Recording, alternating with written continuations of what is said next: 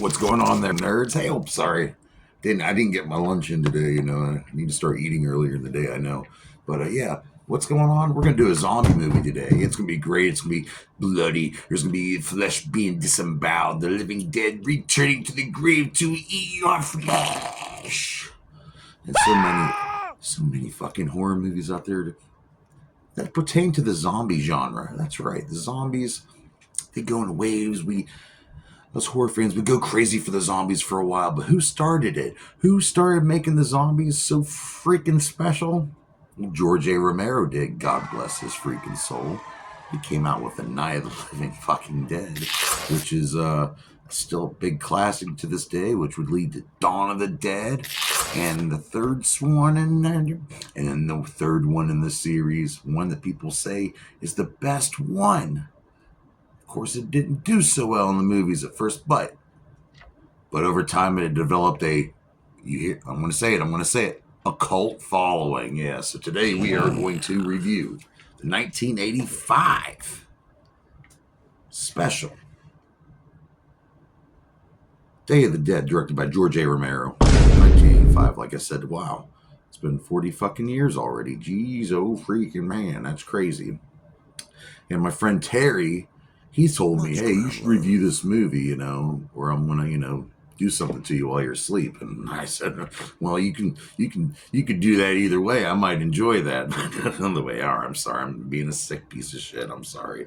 But like I said, Day of the Dead came out in 1985, and it was going to be, at first George Romero, when he did this sequel, he wanted to make the Gone with the Wind version of the zombies. He wanted to put everything into it, but he didn't get so much of a budget to make it happen, so he went through 5 different scripts. Eventually came to one. He had to cut out a lot of the things he wanted to do. And then years later, there'd be a sequel to this movie, Land of the Dead, starring Dennis Hopper and John Leguizamo, which I reviewed on Soundfest 2024. Let's check that out. This would go on to pretty much be the third installment. And of course, they would do a remake. They made a comic book. There's a sci-fi television series. A lot going on with this movie, all right? And it's pretty fucking good, all right? It's got a lot of cool things going on for it. It's the zombie plague's been going on for a while. This takes place after the Dawn of the Dead movie.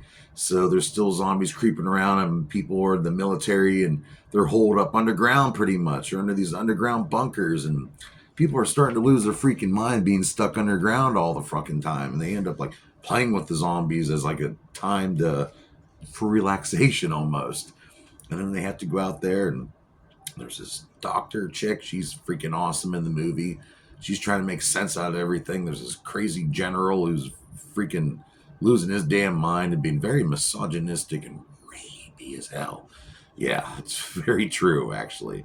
What else is going on in this movie? But yeah, they're all cooped up underground. There's this scientist who's fucking with the corpses, trying to see if these zombies can be made docile and maybe even like pet-like. And he comes across a zombie, which he names Bub, which is right here on this cover of this awesome DVD, by the way. And he's actually not out to eat everyone's brains, and he kind of remembers being a human in some way. He learns how to use his razor, and he learns how to do the salute because he must have been in the military himself.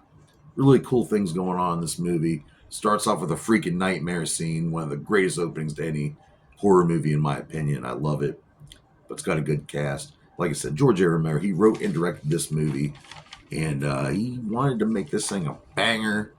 He wanted it to pop, but the budget they were given was only $4 million, and around the world, they only grossed $34 million, and only 4 of that was in domestic sales, so it didn't do so good. But the critics, they were hot and cold with this movie. Some liked it. Everyone agreed that the special effects looked great, and Tom Savini, who did the special effects for this movie with some other guys I'll mention later on, he almost got a Saturn Award for it. So yeah, this movie had some things going on for it. So the world's going to shit. People are living underground, hiding from the zombies, and humanity is getting uglier than the monsters that they're facing themselves. Who stars in the motherfucker? We have Yarlof Conroy. Yeah, he's a pretty good actor. He's playing this radio guy. He kind of drinks all the time. His name's Bill McDermott. And he's a cool character. He's an alcoholic, but he works with the radio, keeps in communication with the main characters.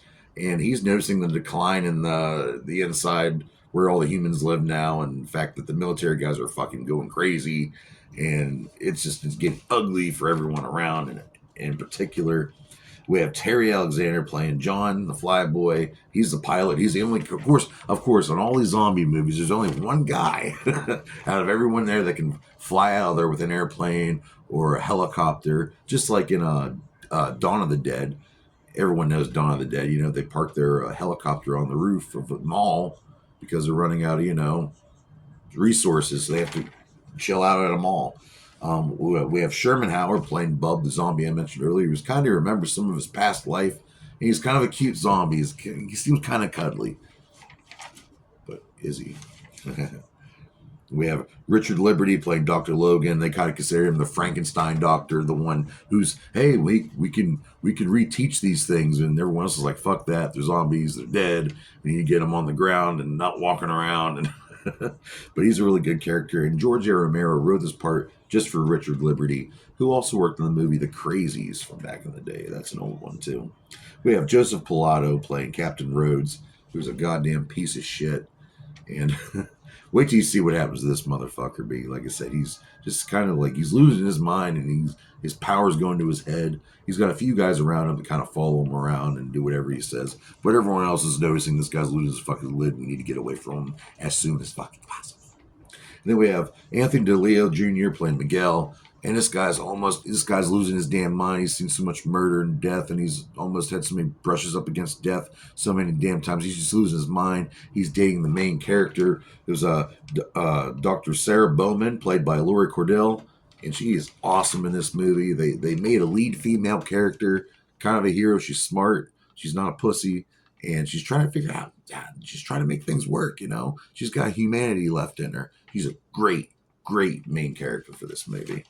But like I said, so many cool things going on. I mentioned earlier the special effects.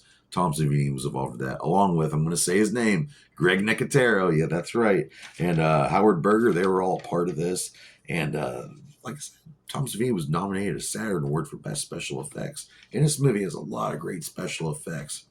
This would get released, and after VHS release, it would become very popular. Then they released this Divamax DVD back in the day. It's great.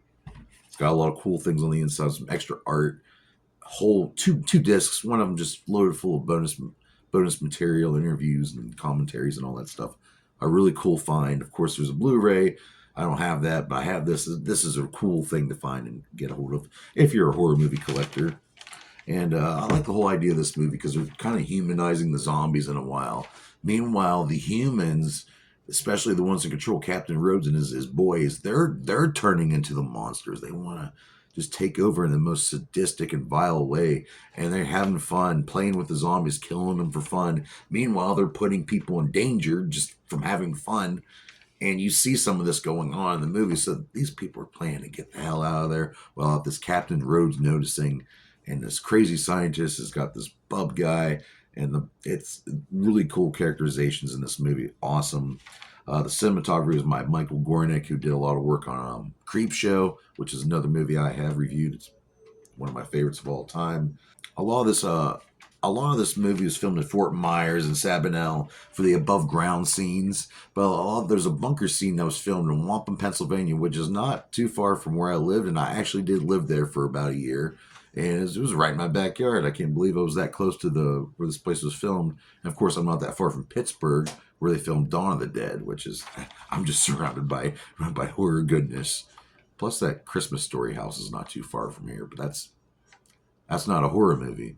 However, the guy who directed that movie also did Black Christmas, and that is one of the first slasher horror movies. I'm going off topic. I'm sorry. I apologize. Okay, but this is just such a good movie. There were a couple remakes. There was a 2008 one, and there was one in 2017 called Bloodline. I didn't like either one of them, even though George Romero had something to do with it before he passed away. Rest in power. Horror icon, horror god. There's a sci-fi television series in 2021. I never saw that either, so I can't say if it's any good, but I guess it ties in with the actual 1985 release. When they were filming this movie, they had to get extras. They didn't have enough money to pay for a lot of extras. They got a lot of people from Pittsburgh, and they got paid $1 a day, I believe. And they were given a free hat that said, I was a zombie in the movie Dawn of the Dead. So if you have that hat and you were there for that set, kudos for you. I hope you didn't spend that dollar in one spot. I hope you're still holding on to that Dawn of the Day of the Dead dollar to this day. God damn it. There was also a comic book. It was called Day of the Dead Desertion, which is kind of a prequel story to Bub, the character, the lovable zombie who's on the cover of this DVD that I love and grace. And yeah, there's also talks of there being a Night of the Living Dead sequel, part two. I don't know if it'd be a legacy sequel, but some of the characters who are still alive from the survivors from, I'm not going to say who. I don't spoil movies on my thingy I do here, but they're still alive and they might be up for doing a Night of the Living Dead fucking part two. Yeah, I said fuck about 6 times during this video. Love it. I love horror movies. I love cinema. I love you, the Bozak Nation, all my film freaks out there. Oh. And I love being surrounded by this. But like I said, this is almost a perfect horror movie. It's not my favorite. I think Dawn of the Dead is way superior, but I do love this movie. And I love Tom Savini's work in it, and Greg Nicotero and Howard Berger and all that. George Romero, God bless you. Thank you for giving us what you gave us. But what do I rate Day of the Dead from 1985, which came out 40 years ago? We'll have to give this movie 4.5 out of 5 dog dicks, which is almost a perfect epic movie, but it's still a great rating. Nothing to be ashamed of. Tell me down below, what's your favorite George A. Romero zombie movie? Tell me down in the comments. Which one's your favorite? I want to know. I want to peep into your life. I want to be a part of you. I want to buy you a bowl of soup one day. Maybe some chamomile tea. Not that much, because shit, that fucking shit's nasty. But join me here next week on PJ's Movie Time, where I will review another movie. It's going to be a fun movie. We'll figure it out. I don't know what it's going to be. Oh, wait, I'll tell you what it's going to be. It's going to be the movie Kick-Ass. Yeah, I haven't watched that movie in a while, and I'm going to review it here next week on PJ's Movie Time. So until then, pay your bills, keep your lights on, feed your kids, pleasure yourself a little bit. Not all in the same time, though. That'd be really fucking, don't do that. All separately. And love yourself and love the people around you. And keep that negativity out of there. Keep an eye on it. I'm not saying ignore the negativity. Just keep an eye on it. You don't have to go over there and play with it. Just keep an eye on it. And stay true to you. Whoop, whoop.